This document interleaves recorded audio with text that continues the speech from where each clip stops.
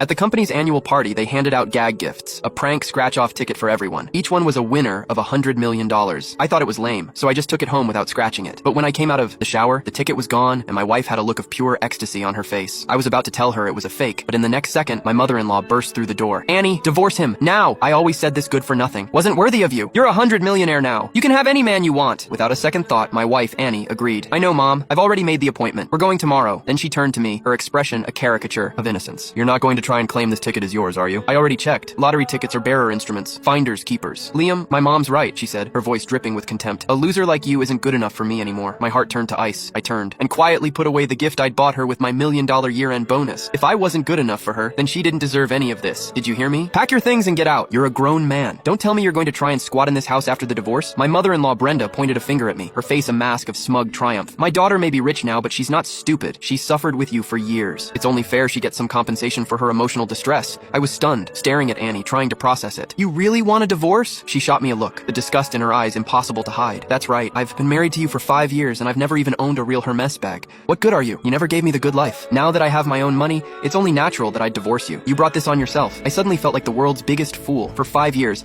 I had given her my entire paycheck, $15,000 a month, without fail. The house and the car we bought after we married were all in her name. The bags I bought her weren't Hermes, sure, but some of them cost more than a luxury car, and she had the nerve to say I never gave her a good life. Seeing my silence, Brenda thought I was refusing. "Don't you even think about trying to steal my daughter's ticket?" she shrieked. "That's hers! It has nothing to do with you! You never worked hard enough to support her, and now you're after her money? You're shameless! Everyone in the neighborhood says it. That! Annie married a freeloader!" And they were right. Annie turned away. "Mom, stop. It's embarrassing just talking about it." They had no idea. The company had just promoted me to general manager with a 5% stake in the business. If it weren't for this, Annie would have been set for life, the wife of a very wealthy man. But now, it seemed fate had other plans for her. I looked at them, a cynical smile on my face. "The company gave me that ticket at the party. All of my colleagues can vouch for it." Annie clutched her pocket protectively and then kicked my shin. "Are you that desperate for money? Have some dignity, Liam. The ticket belongs to whoever holds it." Just then, another figure burst through the door. He swept Annie up into a hug. "Annie, is it true? Did you really win $100 million? It was my best friend, Dylan. He'd given me so much advice when I was trying to win Annie over. I never imagined he would be holding her in his arms, right in front of me. And Annie, the moment she thought she was rich, had called him first. It was obvious what was going on between them. Annie dropped the act. She wrapped her arms around Dylan's neck. "It's true, Dylan. From now on, how about I take care of you? Dylan, I think you're my good luck charm. It must be because you kissed me today. That's why I won. So really, you deserve a share of this prize money." My head was spinning. The ticket was stolen from me, so my luck had nothing to do with it. But Dylan cheats with my wife, kisses her, and he gets a cut. The sight of them made my stomach churn. I remembered the first time I saw her, feeding stray cats. I was so drawn to her kindness, her innocence. I pursued her for 3 years, and I cherished her. A few years ago, when the company was struggling,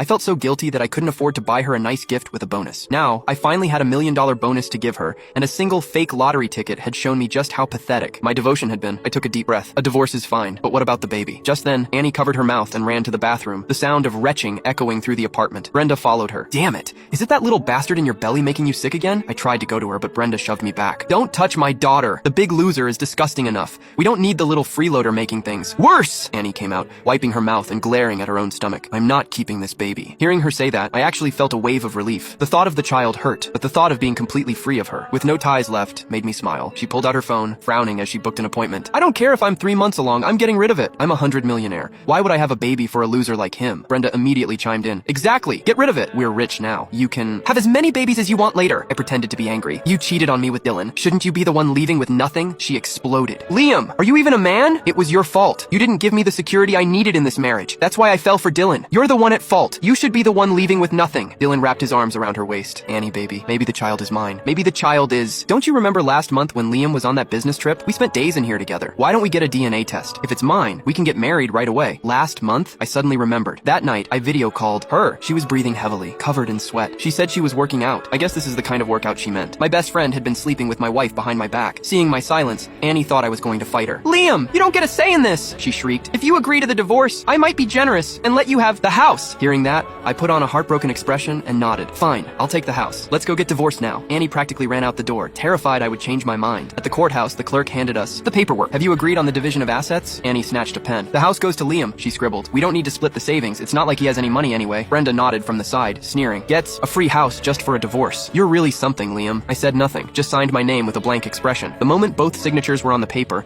Annie let out a sigh of relief. Then she and Dylan left for the hospital. Brenda turned to me. "The divorce isn't final until the certificate is issued. You're coming with us. If they need your signature for anything, you sign it. No questions asked. Or my daughter can take the house back anytime she wants." I swallowed my disgust and agreed. After all, I needed needed more evidence of her infidelity. At the hospital, the doctor looked at the ultrasound. A non-invasive prenatal paternity test usually takes 5 to 7 business days. If you want to expedite it, we can get it done in 2. Expedite it, Annie blurted out. I have plenty of money. Do it now. And if the baby is Liam's, schedule an abortion immediately. An abortion? A voice called from the hallway. My mother, holding a medical report, hurried over. Annie, you're getting rid of my grandchild? I'd forgotten she had a checkup today. What a coincidence, Annie sneered. Your son and I are divorced. I can do whatever I want with this baby. It's none of your business. My mom grabbed Annie's arm. Did Liam do something to you? Tell me. Annie shoved her away violently. What mom? You're not my mother anymore. You're disgusting. Trying to cozy up to me now that you know I'm rich? Ha! None of you are getting a penny. My mom stumbled back, her face suddenly pale as she clutched her head. Mom! I rushed to steady her. It's okay. If she wants to get rid of it, let her. I can handle this. She was trembling in my arms, her lips turning purple. Don't, you old hag, Brenda shrieked at my mom. Even if you fake your death right here, my daughter is never getting back with your loser son. Besides, the baby in her belly might not even be his. At those words, my mom's face contorted in pain. My heart sank. These were the signs of a stroke. Doctor, I yelled. My mom is having a stroke. Somebody help. Dylan just scoffed. Annie, don't fall for it. They know you're rich now. They're just trying to squeeze some money out of you before the divorce is final. It's a pathetic act. Annie glanced over, her expression mocking. Your mom is just faking it. Besides, I barely pushed her. Even if she does die, it has nothing to do with me. I froze. My mom had treated her better than she treated me, her own son. She cooked for her every day, even gave Annie her own retirement savings for vacations. When she found out Annie was pregnant, she immediately bought 100 grams of gold to give her as a gift. And now, Annie could say something so monstrous. Before I could react, she was gone, dragging Dylan and Brenda with her. I didn't spare them another thought, rushing my mom to the emergency room. Half an hour later, I saw a new post from Dylan. It was a video of him and Annie kissing in the city's most expensive nightclub, shouting, "Drinks are on me for the whole bar." The whole bar? A night there cost a fortune. The average person spent at least $20,000. I let out a cold laugh and immediately canceled the supplementary credit cards and shut off the family payment accounts I had set up for Annie. Sure enough, a few hours later, my phone rang. It was Annie, furious. "Liam, how dare you cancel my cards? Get your ass down here and pay this bill." I laughed. "We're getting divorced and you want me to pay your bar tab?" "Annie, do you really think I'm that stupid?" She paused, then said, "I'll pay you back tomorrow, after I cash the ticket. It's only $500,000. Are you really going to be this petty?" I said nothing. I just hung up and blocked her number. Did she really think I would still spoil her like I used to? Did she really think any of that was her money? After hanging up, I dialed another number. "Hello, Mr. Peterson. I have a case for you."